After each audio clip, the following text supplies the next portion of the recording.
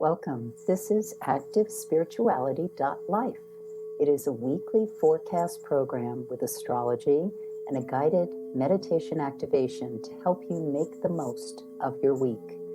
It's run by Pamela Cucinell, that's me, the astrologer, and Suzy Meszoly, Master Healer. We invite you to find out more about our individual work. Suzy Meszoly, SuzyMeszoly-healer.com, or insightoasis.com for astrology. You can also find both of us at activespirituality.life, and we look forward to your joining us every week. Please share with your friends. Here we go. Welcome, everyone, to activespirituality.life with Pamela Cucinell and moi, Suzy Meszoly. Pam is going to let us know all about week 23 of 2022, starting with Monday, the 6th of June. Happy birthday, Jeannie. And I'll be back for our meditation. So what's in store, Pam? June 6th, we have that Leo moon that I was talking about for those of you who were listening to last week's, which is void, of course, until 2:22 a.m. when the moon enters Virgo. Now, at this point in time, for the next couple of days, we are in really good energy for realizing waxing moon potential. And this is because Mercury is a planet connected with both Gemini and Virgo. And the new moon was in Gemini last week when Mercury also went direct last week. And even though over the next few days, we're still in that period of time when Mercury is backtracking over what it had already gone over before it went retrograde, we're in this really nice period of time, which is about manifesting, moving forward, starting to make things happen, going with the goals, whatever it is that you're proceeding with. Virgo moon really likes to work on whatever project is in front of them. So this is a time when we can really push through a lot of tasks and see them realized. Also, really great days for doing whatever kind of therapeutic work you may be doing. People who like to do a detox or something that's related to initiating a new routine with diet or exercise. Really, really excellent days for kind of going over, checking what you would plan to do, and starting to really implement and put it into action. Monday, overall, I would say, is a good day. It's a good day for making connections, following through. Moon is in mutable earth, so there's an adaptability that is a piece of this, and also an ability, because of how the moon is traveling through the sky, an ability to really slough off or move on from things that have outworn their usefulness. Really also excellent for recycling, reconsidering, adjusting, doing what needs to be done with that flexibility to allow something to work out or go the way that actually works out even better for whatever the project or vision is. On Tuesday the 7th, we still have that nice energy happening with that moon in Virgo, which is, we're on the second quarter, so the moon is, it starts to look like a half moon in the sky. It's really a quarter moon is what we call it. And so what's happening is we're we're starting to move into this sense of what is it we have to realize or look at a little differently than what we'd initially thought with that new moon coming in. How can we adjust and create the kind of friction required, like the two sticks rubbing together, that fire us up and get us in the direction we need to go? So this very dynamic day, a lot can go on. Really important in the evening to give yourself that recharge time, meditation, a bath, being in nature, doing things that restore you. That's so it's like you get this exponential return if you do it Tuesday night. It just really seeps in and takes you to where you need to go so that the next day you feel very, very refreshed. Now, for people who are more night owl energy, it is a fabulous time for real high productivity. And, not everybody is like rocking and rolling at their maximum, midnight into the wee hours of the next day. But if that's you, or if you're listening to this at a different place on the planet, then you're in a real high opportunity time for great productivity. Now, for those of us who aren't up at that point in time, we can still utilize that in today's world to our best advantage. So if you're sending out some sort of campaign or doing something where you can schedule when it gets broadcast or when it goes live, you can actually plan and aim so that you're using it to your best advantage. And that would pretty much be as we're booking along as of about midnight into pre-dawn the next day, actually, even up until 8 a.m. in the morning. So early risers on Wednesday the 8th can use this same opportunity time to reach out, connect,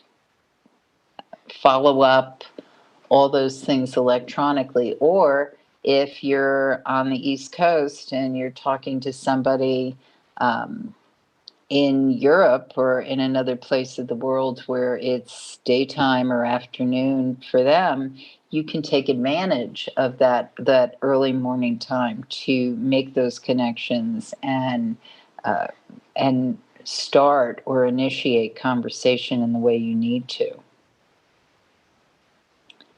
The moon goes void, of course, at 8:09 a.m. on Wednesday the 8th. And once it's void, the morning is best served by working on projects already in motion. So much can get done if you're just kind of focused on whatever it is that you're doing. If it's an exercise routine, if it's clearing off your desk or getting things in order, absolutely fabulous for all of that. It enters the sign of Libra. Moon enters Libra at 11:23 a.m. Eastern Time. And once that occurs,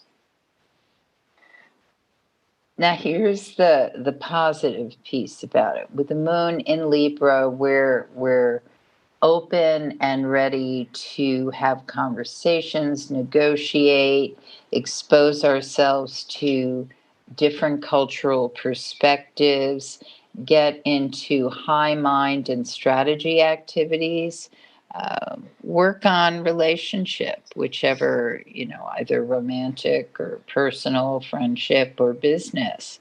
That's all really great. The thing to keep in mind is that over the next couple of days, because of how that Libra moon is moving through the sky, things are going to come up. On the 8th, things are going to come up as we get in the afternoon towards the evening, which is about there's so many choices, or there's so many roads we could go, or there's so many places that we could focus on. So sometimes too many opportunities or choices can leave us scattered, and a sense like, wow, I'm kind of all over the place, or we're all over the place, or what is it we really want to do? Where is it we really want to go? So the best tactic to take is to continue the overall frame of these weeks, which is, how do I communicate more deeply, more effectively? What do I need to understand and go back to? And I think one of the things that's really intriguing to me about Gemini energy is when it's effective, when it's utilized in a way that's really positive. The Gemini energy is always about, hey, let me see what else I can learn about that, where I can go with that. So there isn't this hubris or this sense of, I know it all, or I've learned, or this is as far down the road as I can go. The Gemini energy is, maybe there's another road to walk down, another doorway to open. And of course, that can also lead to conflict, because it's always like, if I decide to do that, I'll never know what happened if I went down that road. But at this point in time, using that to kind of reflect, tease out, converse, understand, can really help the people involved get the information they need to make better and ideally the ultimate decision. So these couple of days may feel as though, are we going over this again? Do we really have to look at the books again? Do we really have to? Yes, you really do. And it's not necessarily bad. You get the information you need so that you know the best decision to take. This is the image that came into my mind as I was talking about this. Think about people who are involved in a really difficult negotiation. It could be a divorce, it could be a business contract, it could be money and power are involved in whatever this is. And, depending on what's going in your life, it can be very minimal degree for you, or it can be like the total topic. The last thing you want to do when you've been involved in something that is like an ongoing discussion and work, the last thing you want to do is capitulate, because you're just fried, you're done. Because sometimes what matters most is to really understand what the situation could look like. And if after you do that, you decide, I'm going to just give up, I'm going to just walk away from this, or I'm going to let them get the bigger piece of the pie because I am finished. Well, that's great, because you've made the decision with the information you needed. So even though it may feel very uncomfortable, whatever the discussion may be over these couple of days, the ideal is that you have the information you need so that when you make the decision, you're clear-eyed about it. And you can truly walk away feeling, no one took advantage of me. I decided what was best for me.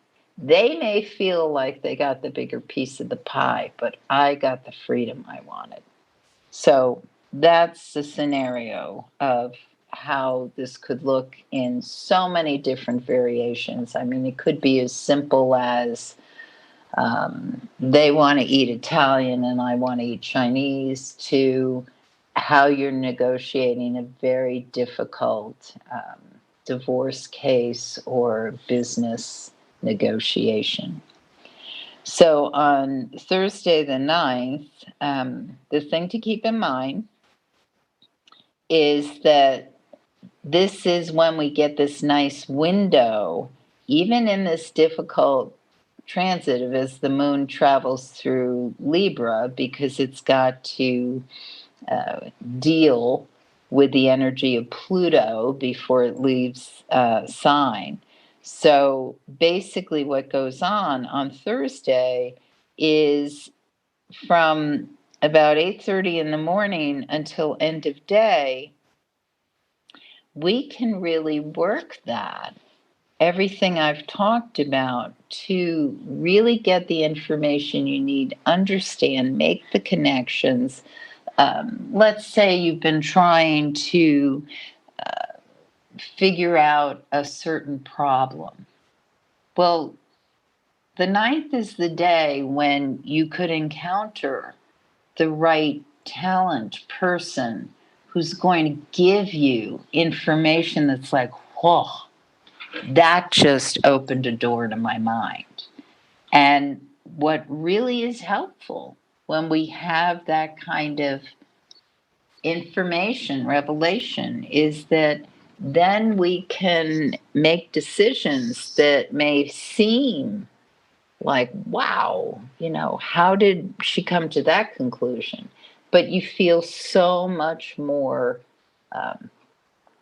prepared to know if you're going to walk, if you're going to engage, if you're going to follow through on something, because that's what gives you that sense of true power and knowledge. Do I understand not only the problem and situation, but do I also understand my own inner demons or blocks or things that may be preventing me from knowing the best course of action to take? So on June 10th, the moon goes void of course at 1:36 p.m.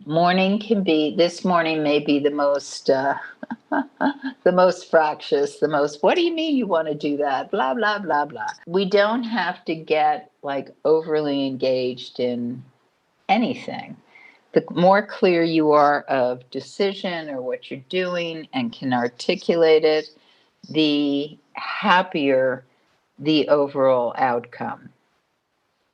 And then the moon is a void for a few hours in the sign of Libra. Again, a lovely midday time to take lunch, walk in the garden, go to a museum. I mean, just feed the soul. And the moon enters Scorpio at 4:41 p.m. Now, the Scorpio moon pretty much cooks through the whole weekend, so Friday night into Sunday.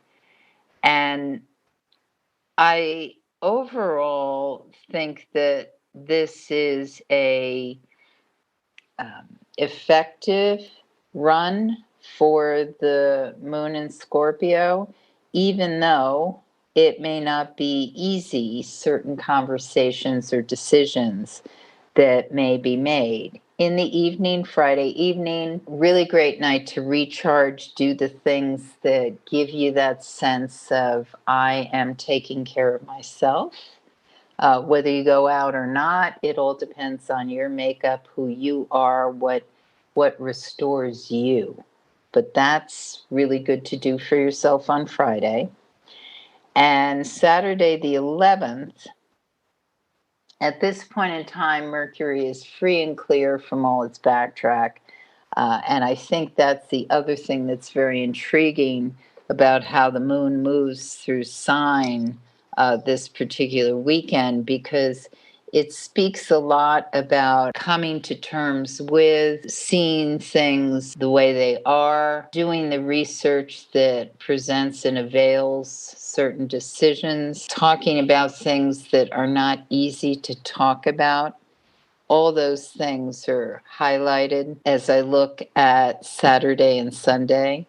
And this may not be like anything that's like, oh God, she's talking like, wow, is this going to be intense? Am I going to be, I'm visiting my family. What's that going to feel like?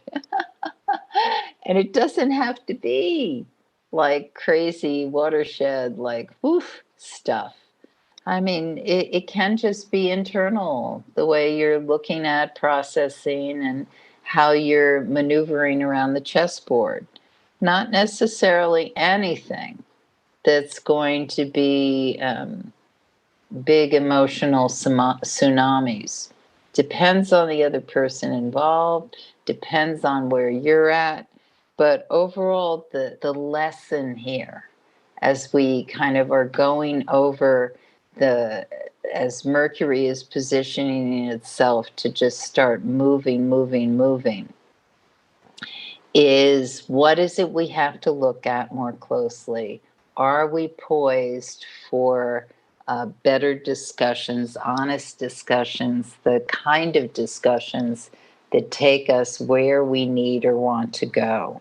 And so the weekend just really, really sets us up for just getting very comfortable with whatever might need to be said or however we need to read or see something. So it's not necessarily confrontational, other than self confrontational. Oh, okay, this is the way I have to look at this. This person's not going to change. Am I going to be banging my head against the wall? Or am I just going to accept this is the way it is? And so maybe I'll just switch channels or have a conversation about this with someone else instead of continuing to shake the tree somewhere that no fruit will come of it. So the other thing to keep in mind on Saturday is there's a picture in the sky between Venus and Uranus. They're conjunct in the sign of Taurus. So this is we want to physically connect. It doesn't necessarily mean, like a romantic overture or tryst with someone, but it can. It can also mean just really have that delicious chocolate fudge ice cream you've been thinking about for a month. Do something that just feels like it's a experiment, but let it be safe and let it be fun and let it be something that kind of shows you another piece of yourself. Keep in mind that you could also be interested, intrigued, taken by somebody who wouldn't usually capture your fancy or interest. And this is fleeting. So you decide how deep you want to go into the situation. It can be a very interesting evening overall with conversation and connections you make with people. So see how that feels. But as I said, be aware that this may not be anything that you want to go too deeply into in the long run. And so it can be intriguing, it can be something to check out, but not necessarily invest in. And Sunday the 12th, that moon is still in the sign of Scorpio. There is a reckoning in the morning. So if you played too hard over the weekend, you're going to want to drill down and commit and kind of get refocused. At 5:40 p.m., the moon goes void of course. Most important thing of the day, again, is communication, clarity, and listening. And the moon enters Sag at 6:31 p.m., which can really want to run out of the gate and do fun things and get outside and throw around a volleyball or whatever it wants to do, or just look at some exciting stuff on the monitor. So, Suzy, I think the overall message I'm banging on this week is clarity of communication and courage, where that might be, to stay with what it is you want to face and what you want to articulate. So, there you go. Perfect for the Gemini. Clarity of communication. Okay, thank you so much. And let's jump into our meditation. I invite everyone to just find a place of stillness And as we settle in, just finding that place within ourselves where we find our courage. Courage, bravery, strength. And just notice where, when I ask that question, where is your courage? If you could find it in your body, where would it be? Do you find that it's in your belly or in your heart or in your head? Maybe it's in your legs. Just notice where you think, where you feel energetically courage is sitting in your body. And just take a moment to find it. And if you are someone who has a lot of courage, that has a lot of experience with courage, just let's have a little look about where it comes from. Like, were you born with it? Did people look at you as you were a child and think, oh, that child's so courageous, so brave? Or is it something that you learned through your short life or long life, depending on how old you are so far? Is courage something that you have actually grown? Is it something that you have learned about and learned how to create it in your life? And of course, we can be many, many different versions of courageous. Or are you someone that feels like you need more courage, that you need more strength, that you need more of that stamina to stand up and be courageous? And when we look at courage, it's something that is so deeply entwined, of course, with our personality and with our ego and with our sense of safety and security. And quite often, courage has to do with our sense of morals and ethics as well. So just notice where you are. Notice what type of courage you have in your life now. Could we all be more courageous? Could we all stand up straighter? Could we all stand up more in this world for justice? Could we all have more righteous actions? Of course, yes, for sure.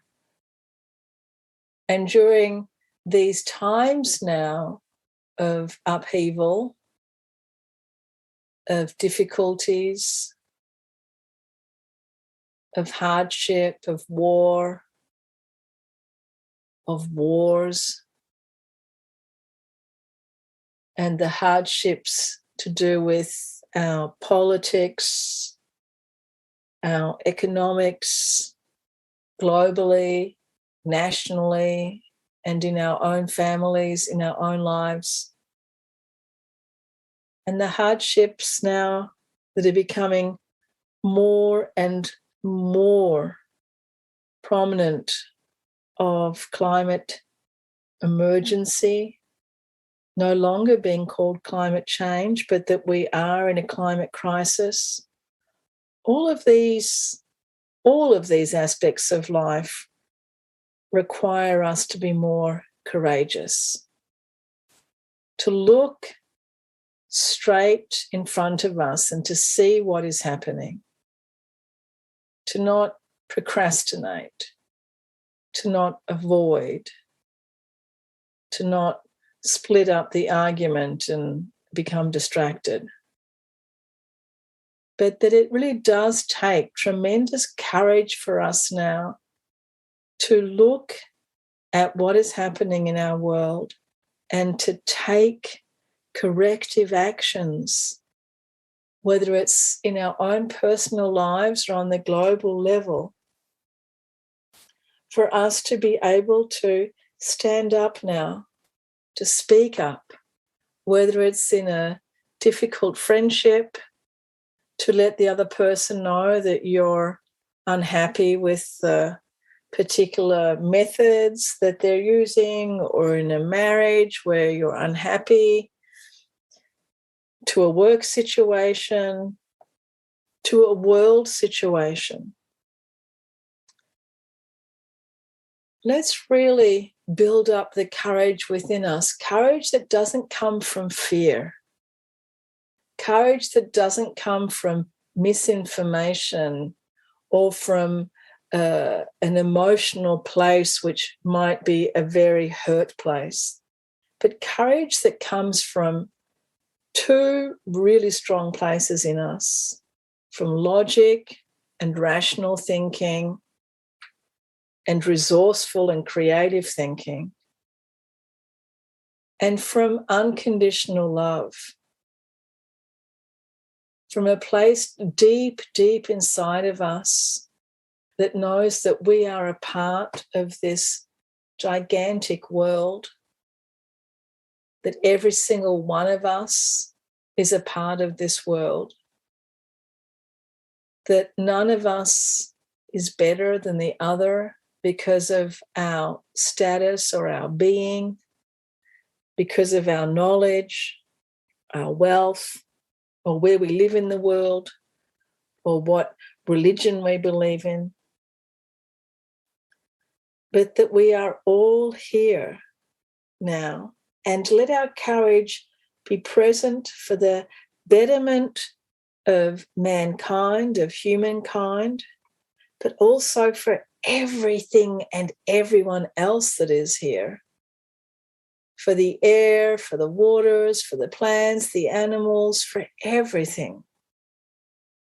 Let us be courageous now on behalf of all of those species that don't have a place in Congress, for all of those rivers and all of those oceans that don't get to vote. Let us be courageous for women and children, for men and birds, for bees. Let us be courageous on behalf of everyone, everywhere, as we come from the heart, come from the rational mind, as we face change, and as we have the courage to be the change, as we have the courage to speak up, as we have the courage to be clear and concise and effective with our communication, to express what is needed in this world, in our personal life, in our private life, in our family life, in our work life, in our friendships, everywhere. And as we feel that courage and strength grounding in through our body, through our spine, through our bones, becoming the foundation of our being, the courage to face what is in front of us, what is happening now, and the courage to speak our truth, to speak our truth in a very clear, unconditionally loving, kind and gentle way. And as we gently open our eyes, recognizing that now, as we come out of this meditation, we are stronger in our hearts and in our minds, and more clear and more capable. Thank you, everyone, for joining us. Thank you so much, Pam, for another week of a fabulous forecast. And we'll see you next week, everyone. Love now. You have been listening to Suzy Meszoly and Pamela Cucinell of ActiveSpirituality.life. If you've enjoyed this program, consider a donation. You can find the link for that, ActiveSpirituality.life. Regardless, we look forward to having you join us again for next week's podcast. Please share and have a great week.